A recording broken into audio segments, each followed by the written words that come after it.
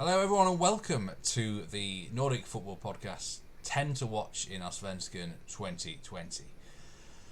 Thank you very much to anyone who has subscribed to us on Patreon. Really appreciate your support. Those who've been with us for many years and any newbies who have come on board recently. Hope you enjoyed the Eliteserien 10 to Watch. Now it's time for Sweden, and Jonathan, you have a history of really unearthing some gems in the Allsvenskan in your 10 to Watch list, so I'm looking forward to this one. Hi Steve, hi everybody. Welcome to the Allsvenskan 2022 season preview 10 to watch. I'm very excited about this. Steve has persuaded me to, get on the camera, get the camera out, show my face, which is not, normally I'm a bit sort of, anyone who knows me on Twitter and things like that, I'm a little bit camera shy. It's not really something I like to do, seek attention, but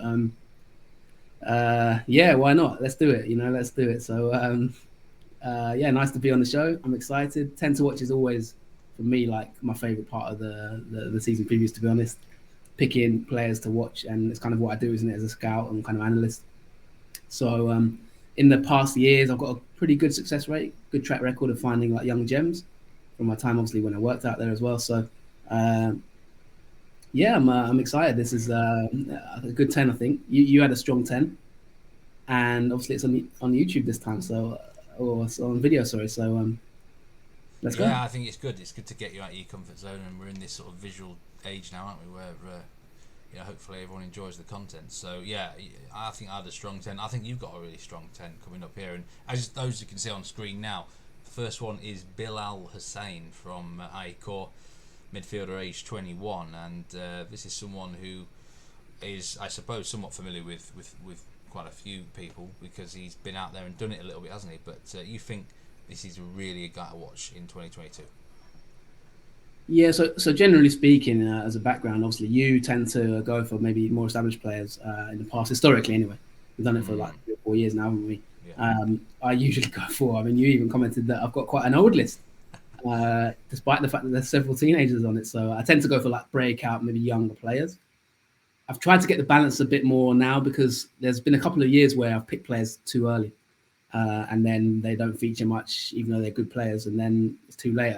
So this year I've tried to get a blend, and I've started with BILAL HUSSEIN because he's not that young. Obviously, he's 21 years old, but I think that this is going to be the year, maybe a final year in Allsvenskan.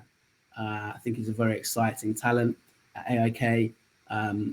He's a midfielder who's kind of progresses the play really well. I don't know who I'd compare him to, who I'd sort of liken him to, but the thing with him is he's a midfielder where it's like giving the ball, he'll keep it. You know what I mean? I'm not saying he's like Xavi or Iniesta type level, but kind of that sort of, if you give him the ball at AIK, very good progressive passer. He can get through the lines, can play progressive passes. He'll always retain possession. I think he's got around 88% passing retention last season in Allsvenskan, according to Y-Scout figures, 89.1% pass accuracy, which is really, really solid. He averages 3.59 interceptions per game as well. So he can break up play. He's got good anticipation. He's got a good vision for a pass. I think he's a very comfortable player. You know what I mean? He calms things down. Maybe doesn't sort of stand out if you're looking for kind of goals and pizzazz, but just a very solid player. And I think that sort of quality will attract European clubs abroad. And I think that he is someone that, we talk about it a lot on this show. Players sometimes don't stick around too long. And I think he's the sort of player AIK will look to cash in on within the next year and make some money out of him. It's going to help him that he's a really good team as well, isn't it? Like, he can really shine in amongst a top amount of talent at Aykor. Yeah, and there's someone I follow on Twitter who I quite like. I recommend him, Mark P. Lambert, at Lambert S. Mark. And he tweeted a video some time ago now, in January actually. And it was kind of a video of his scanning abilities, how he adjusts his body and anticipates passes, makes third man runs and gives through balls. And Mark Lambert gave a little bit of an analysis which I quite liked, and it kind of summed his game up really well. BILAL HUSSEIN, he's considered one of AIK's best young players. He's been around the team for a while now, so it's not like a breakout where no one's ever heard of him. He's quite familiar now, and he'll be a regular. Plays for Sweden under 21s, and I think that he's had a bit of an injury, so he might miss the beginning of the season. But generally speaking, he should be a top player at this level, and I think he can go on some of the goals he scored last season. He scored some goals with his right foot. His goals, scored a nice header against Varberg Boys, for example. So he offers things in the box as well. I think if you're talking about how he can progress, the next stage for him maybe is adding to goals and assists. I think last season he got around, I think he got 4 goals, 3 assists, so that's not too bad. 31.5% shots on target percentage, 54 shots, and a 4.3 xG. So yeah, good player, and I think he's a good starter because he's probably one of the more well-known players on this list. He's actually only 5.5 million in fantasy, and he scored 105 points last year. So yeah, I think he is starting the season slightly doubtful with injury. I don't think he's going to be out for too long. So that's player number 1 on your list this year. The second guy, I've never heard of him, to be honest with you, Jonathan. This is one of your one of these young guys that you've plucked, and it's from Häcken. Take us through him. Yes, and not many people have heard of him, to be honest. So you're not like I wouldn't say you're out of the loop there, Steve, to be honest. He's a new signing. He's a young talent. And I think he's someone where I'm not even sure how much he'll play this season, but I like to have a few sort of unknowns. I could have selected Oscar Udenas from Häcken as well, who's been signed from Värnamo. He's a 19-year-old that I think has a good future. But I've gone for Amane ROMEO, who's come from ASEC Mimosas. Now, do you know much about ASEC Mimosas? No, nothing at all. As a football manager, man, I thought you might have a bit of insight. Say that name again? ASEC Mimosas. They're a team in Ivory Coast. They're known as one of the biggest teams in Ivory Coast. I managed in Nigeria on FM. Yeah, and they are the team that gave their break to the Tourés. Didier Drogba came from ASEC Mimosas. Many top players have come from ASEC Mimosas in Ivory Coast. Is that the team that Mets have a link with? No, Senegal. Arsene Wenger in the day used to sign a lot of players from there. Right. Back in the day, they're a giant of African football in Ivory Coast. And Amane ROMEO is someone who's come from that academy, ASEC Mimosas. He joined in November, and he can play as a centre midfielder or as a centre back. And what interests me about him is some of the comments made from clubs. From people at the club about him. I'm just going to read you some of the comments from Pierre Matisse Hogmo, who's the manager of Häcken. He said, "He's fantastically wise. He's incredible football-wise. He's a huge talent. He's so smart and so good with the ball. He has a great record and is also very good defensively. It's very fun to watch him play." He said, "He reminds me of Daniel Amati, obviously, who's now at Leicester City and had a lot of success in his career. Amati played under Hogmo at Djurgården. So he says, I had him at Djurgården, Daniel Amati, and took him to Copenhagen. Then he went to Leicester. ROMEO will also have a nice trip in a similar way. He has to develop physically, but his game perception and his fearless style are impressive to watch." So I think from the clips I've seen so far in the games that he's played, and I think he played a friendly against Rostov and looked quite good to me. But the thing is he going to be an Amati and sort of, is he going to adapt to a centre back role, or is he going to be kind of a midfielder? Because in the games I've seen, he's in that sort of defensive midfield role, playing passes, quite simple passes. Looks a little bit raw, I'd say. Got a lot to work on. Some of his choices of passes at the moment are a little bit sometimes, some of his passes get intercepted, things like that. And I'm not sure he's going to be immediately in the team. But I think he's one of those players that if he does come out and break through, he's going to have people looking at him straight away. You know what it's like in Sweden. Sometimes with African players in particular, if they're young and good and prove themselves in Sweden, they aren't around for long. So he's one to look out for, Amane ROMEO. Yes, I've actually listed him there on the graphic as a midfielder, but like you said, he can play centre-back as well. D-mid, no doubt, maybe his sort of natural spot. And let's hope that it doesn't end like his Shakespearean namesake in tragedy. But it sounds like it's a lot more positive for this ROMEO. So very good, Steve. I'll get my coat, don't worry. Right, next one is a lad from Hammarby, a young, very young midfielder here.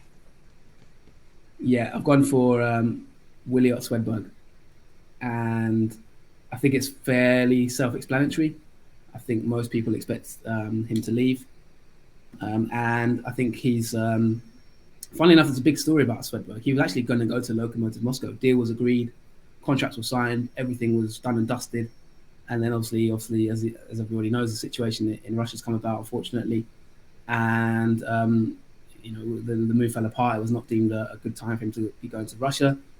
And who knows if he'll ever sort of maybe go to Russia again. The situation now, there's talk about maybe doing it in the summer instead. But who knows really, that political situation is hard to predict. He's 18 years old. He broke through last season as a 17-year-old. Huge talent, really, Swedberg. The interesting thing about him is his dad, actually, Hans Eskilsson, was a striker for the national team. He's played 300 games and also played for Hammarby.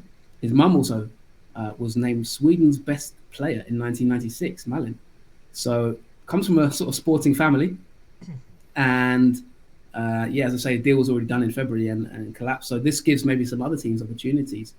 Swedberg made his breakthrough as a substitute last season in July and came on off the bench and got an assist immediately and then scored after a few minutes in front of his dad. His dad was very emotional. It was a big scene, obviously, because his dad's a bit of a Hammarby legend. I think he's on the board at Hammarby as well as dad. So, you know, in terms of negotiating that transfer, I suppose he might have been quite heavily involved. I think there was even a rumour that said that, you know, that basically that the parents were involved in the transfer or wanted a percentage of the transfer or something. There was a bit of controversy about the transfer potentially. But I don't know if that's just because he's a minor, you know, under 18. He's been named in the Guardian list of 10 talents to watch. They always do their sort of annual list. He's been named on that as well. He's been linked with Barcelona, Liverpool, among others. So I think maybe the breakdown of the move to Moscow might actually help other clubs. Maybe they've got a bit more time to watch him in Hammarby. And he's even said himself, he's calm about it. He's relaxed. It's fine, he said. And he'll just come back to Hammarby, and he enjoys Hammarby. And he's still, you know, still a teenager, so he can maybe get another half season, maybe even a full season. He's an attacking midfielder, can play centre mid or play on the wings as well. Quite a versatile forward, and I think he's got quite a big future. Yeah, clearly he's got a fine bloodline there, hasn't he, in terms of the parents and things like that. And if he can last the whole season, maybe Hammarby could be a dark horse even for the title. Who knows? So pretty hot talent there to watch out for. We're going now to a newly promoted club, and CASPER WIDELL at Helsingborg, Jonathan. 18-year-old centre-back, and interesting player to have on your list. I certainly didn't expect a Helsingborg player on your list this year, I must say, but there you go. Yeah, you know what? Funnily enough, I could have had two Helsingborg players on my list. Oh, really? I really strongly considered Joseph Amawako at Helsingborg as well.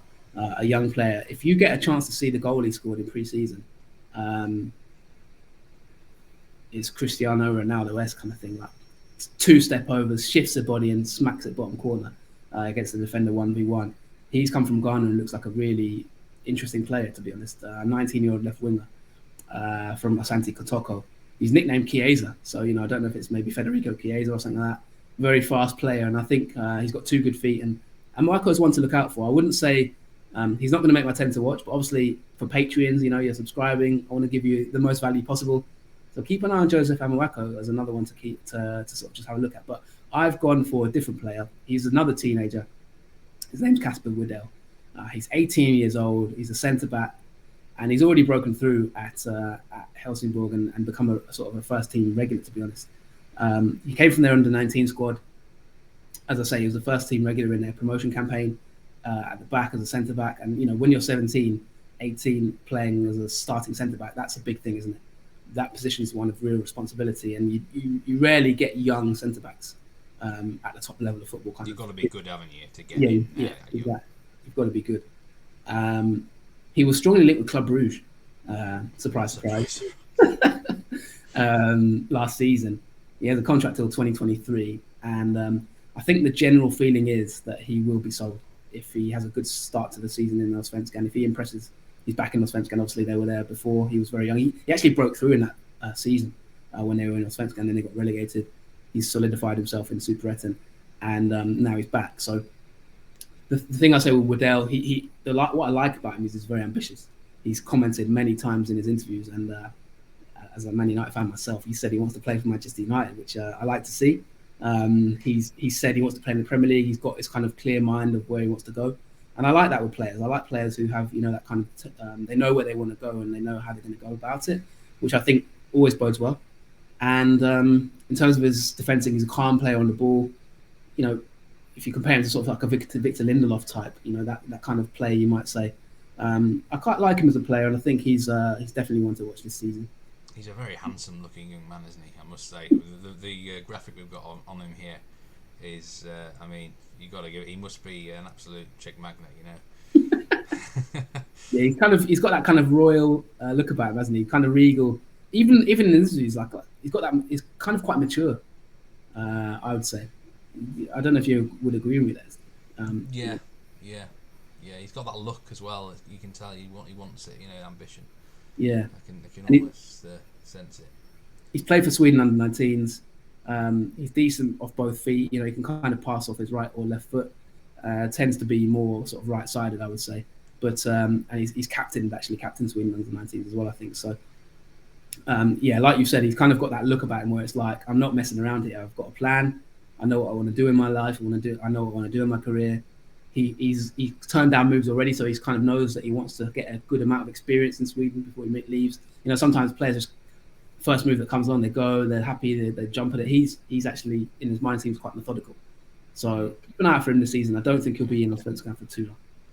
Right, we're on to player number 5 now, and you're going to Malmo for this particular player.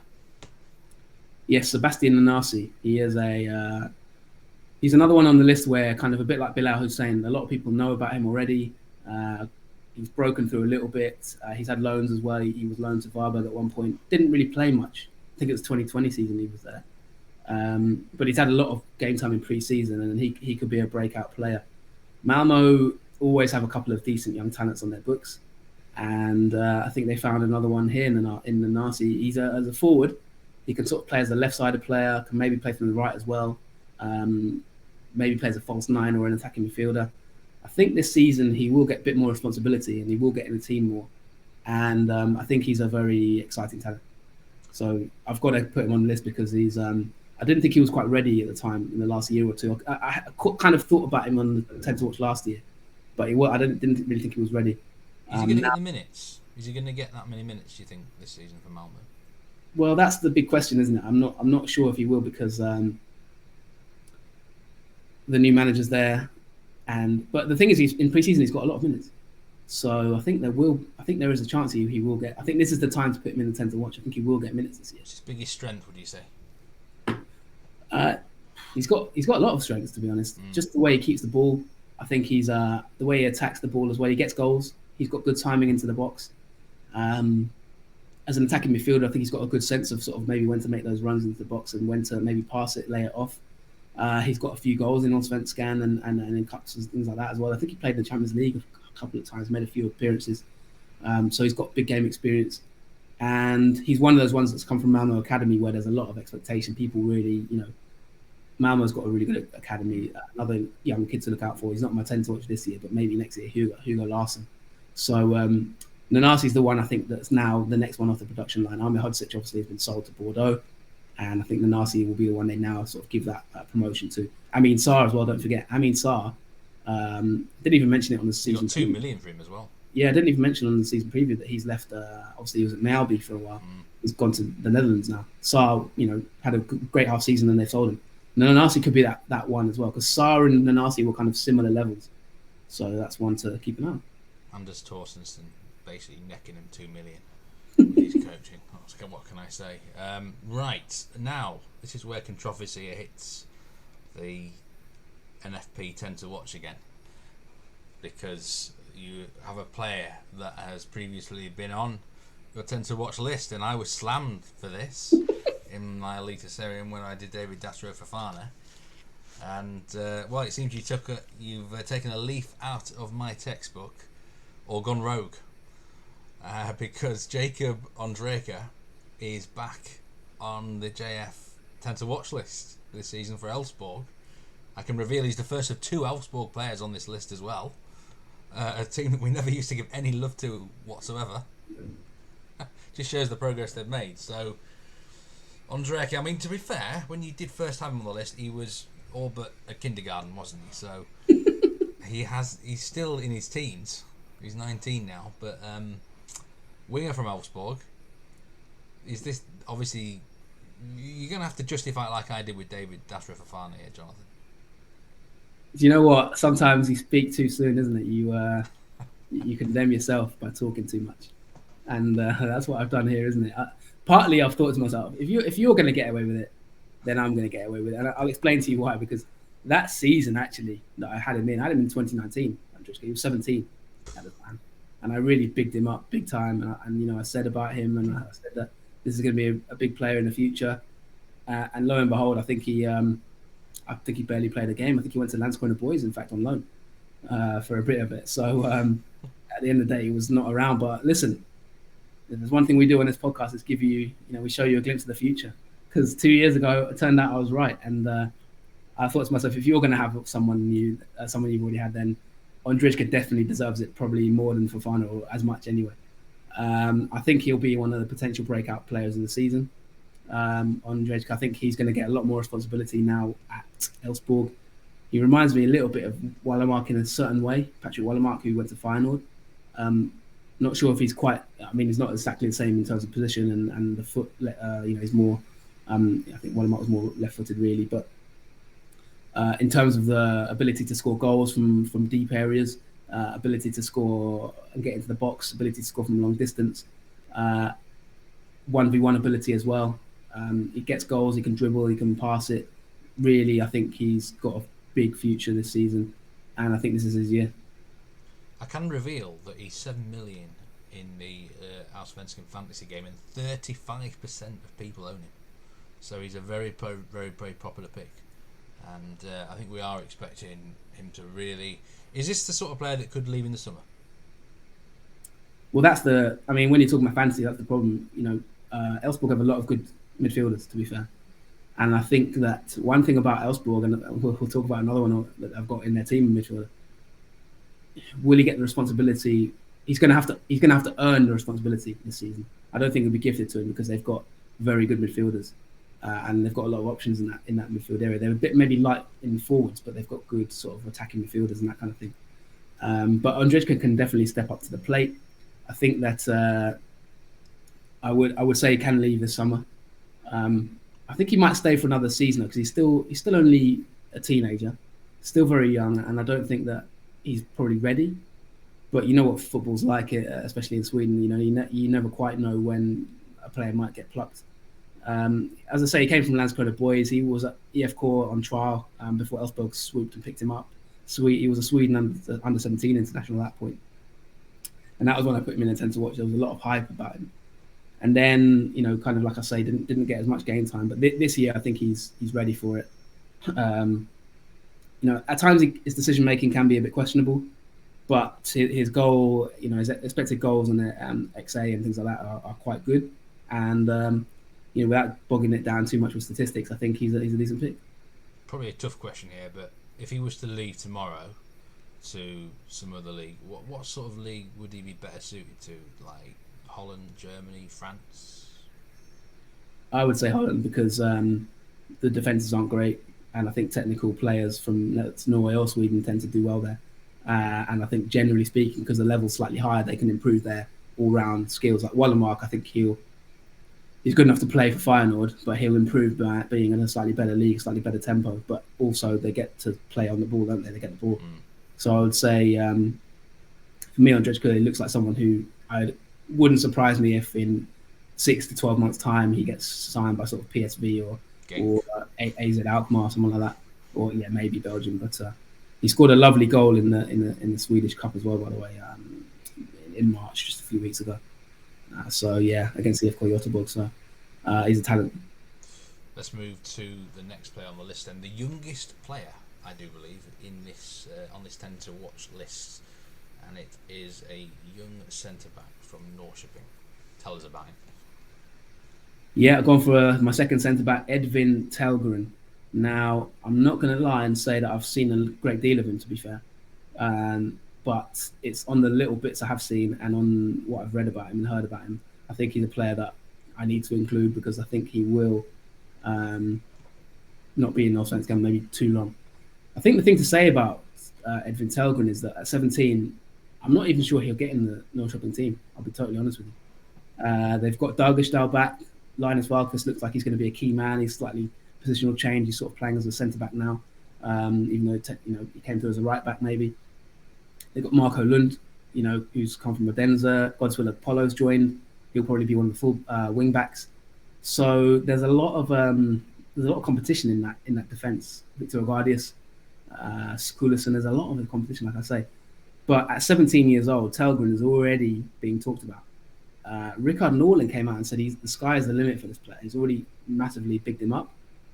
He was signed from Carlson's IF, and he's been linked with Manchester United and Brighton, but in the end, Norrköping were the ones who came through and paid the money. Now, the interesting thing about that, Steve, is that Norrköping, as I mentioned to you on the pre-season show, which you can get on Spotify, iTunes, for free, Norrköping got a lot of money because of all the players they've sold.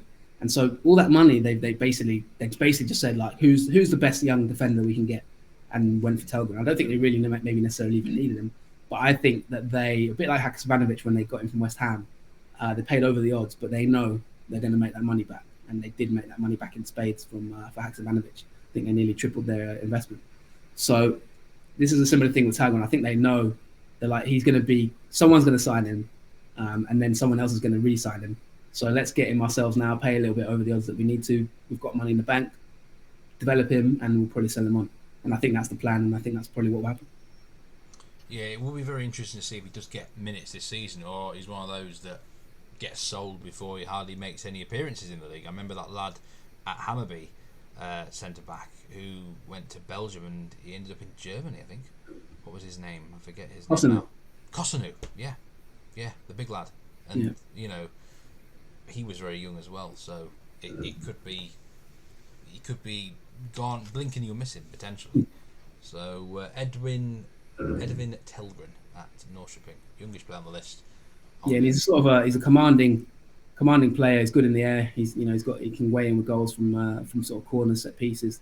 Obviously, as you'd imagine, he's tall, decent in the tackle, and I think that he.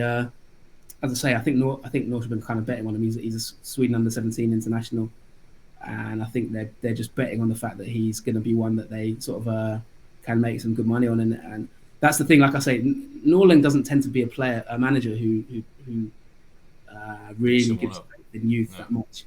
But what I like about Telgren as well is long-range passing is quite decent, right-footed, and I think that the big challenge for him is, can he get into Norling's team? But if he can, then I don't think he'll be around for long, because he's a talent.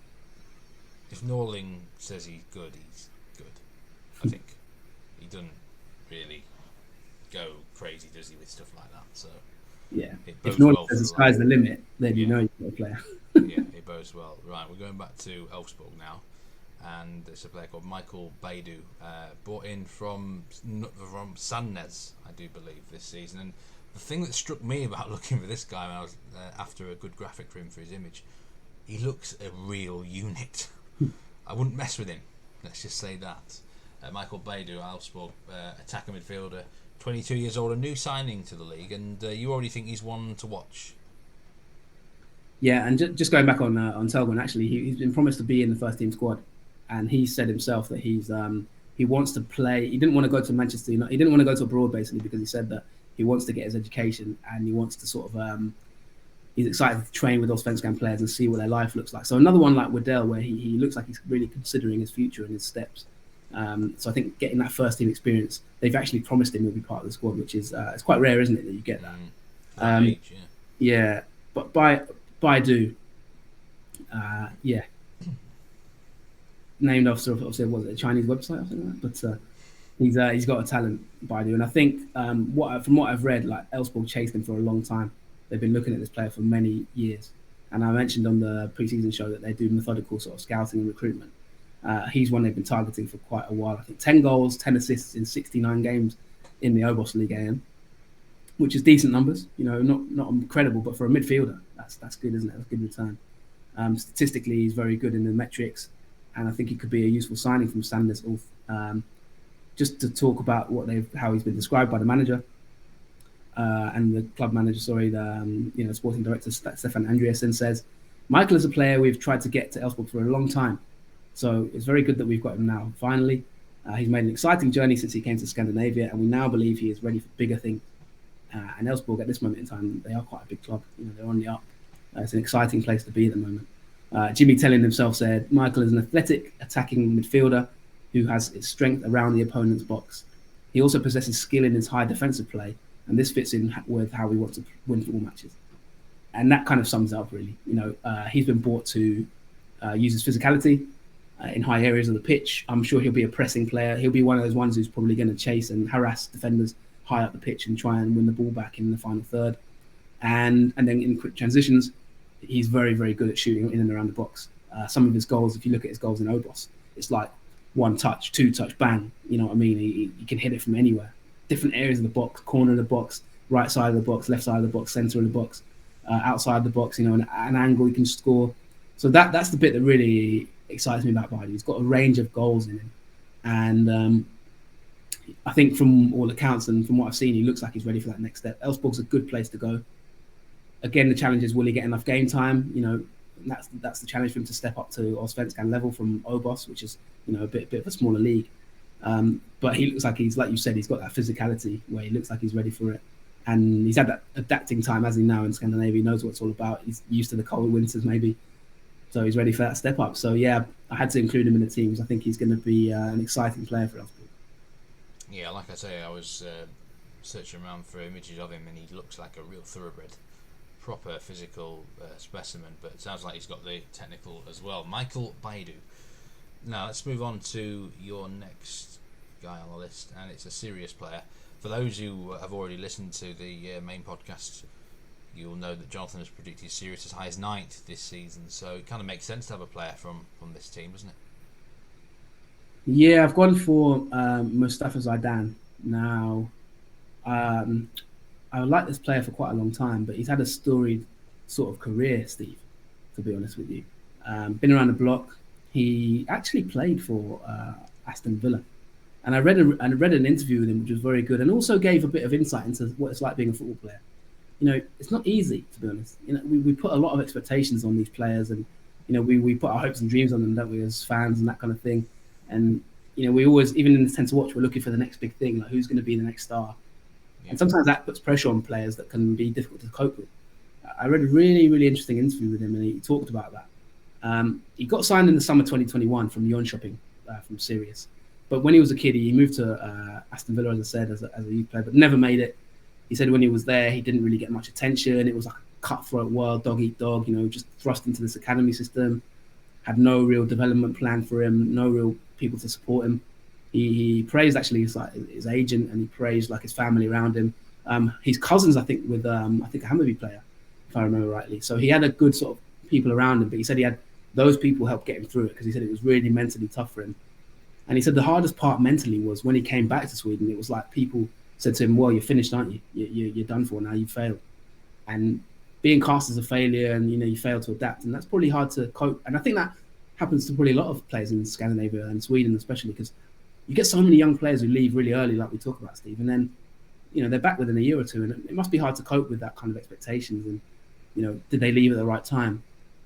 His background is Palestinian. He's a Palestinian of heritage. ZEIDAN, obviously named after the great man, or the slightly different spelling. Last season he got 3 goals, 1 assist in 20 games as a centre midfielder. And I think as a player, he's very, very skillful. You can see why he got signed by a Premier League club as a youngster. He's very technically gifted, very, in tight spaces. He's very good on the ball. And I think he's going to be part of this Sirius team that kind of can just knock it about a bit. And I think Sirius have got maybe another exciting team like they had 2 years ago with Vecchia and Sugita. Players like Mohamed Saeed as well, who we had in the podcast. So, yeah, I think he's one to watch. I think Laurent Shabani as well, 22-year-old. I considered him, but I just think that ZEIDAN has a little bit of a higher ceiling, and I think ZEIDAN could potentially move on again. And this could be his sort of breakout, sort of the year he really establishes that talent that we all knew about early on.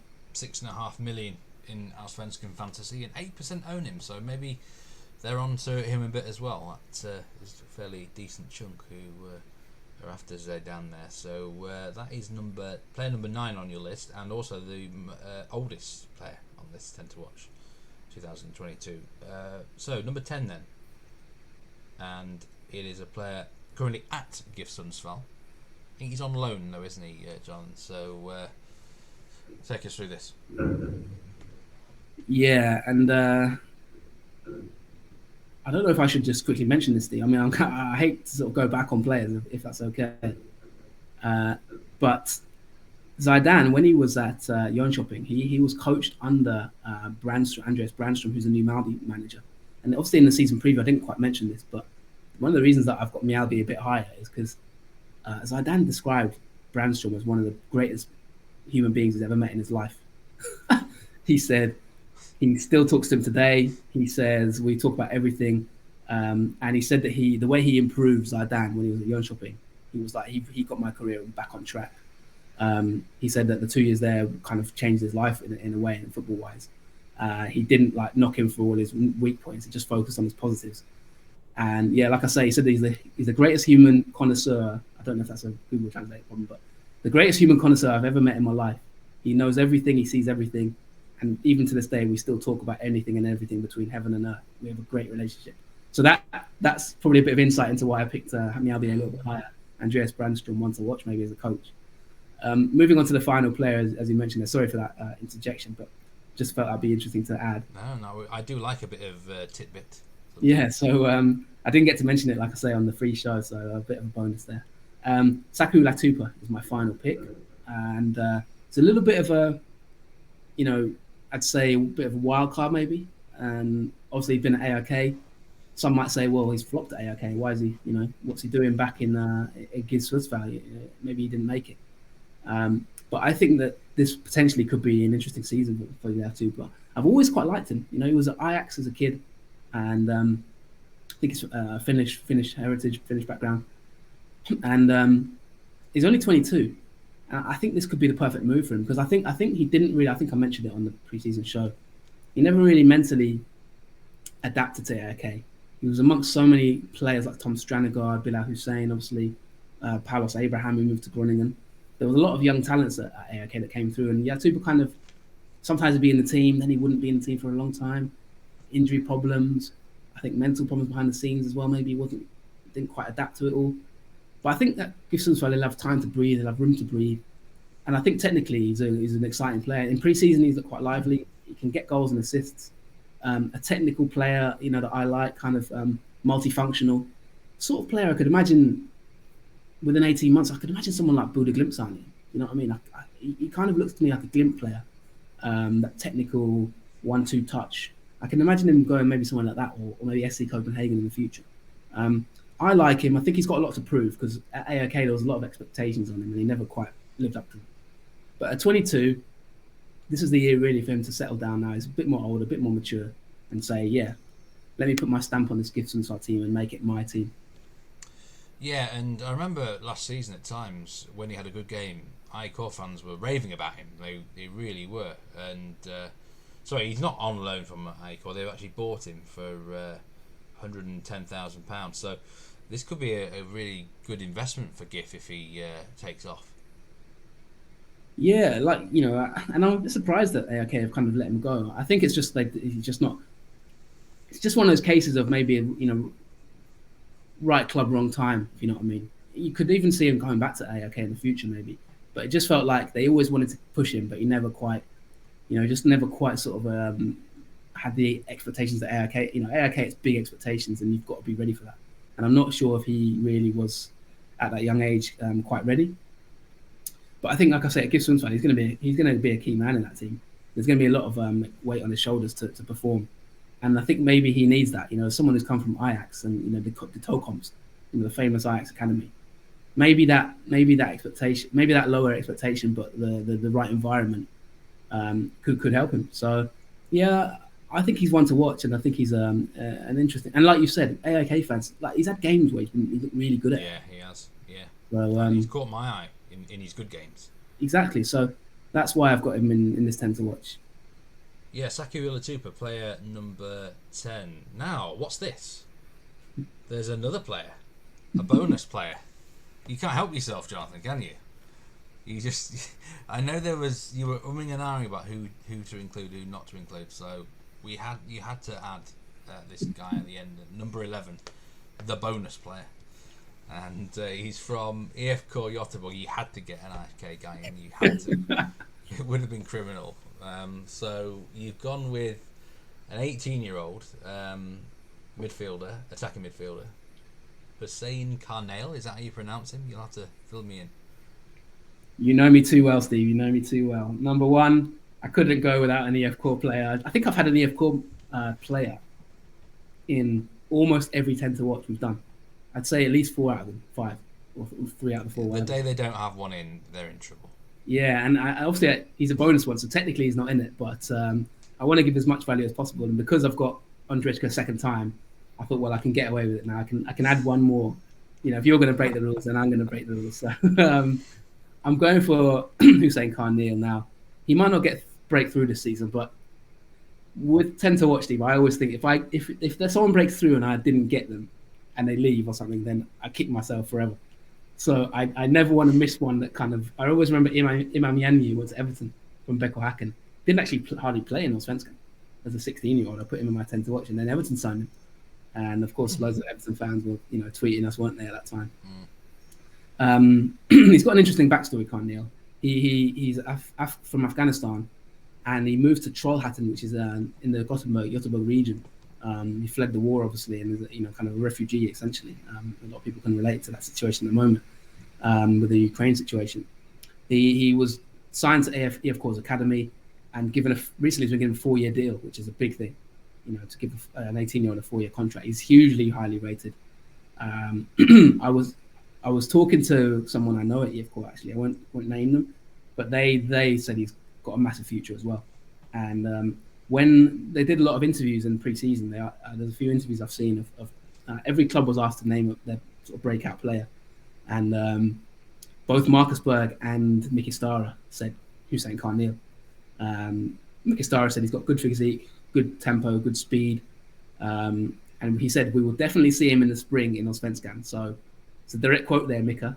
So let's see if you stick by your word. Marcus Berg also said Alphonse Nigon and HUSSEIN Carneal are the two to look out for. He said both have made big steps, and he's obviously EF Core captain. From the people I spoke to it behind the scenes at EF Core, obviously, I lived in Göteborg. I still got some connections there. They're really excited about Carneal.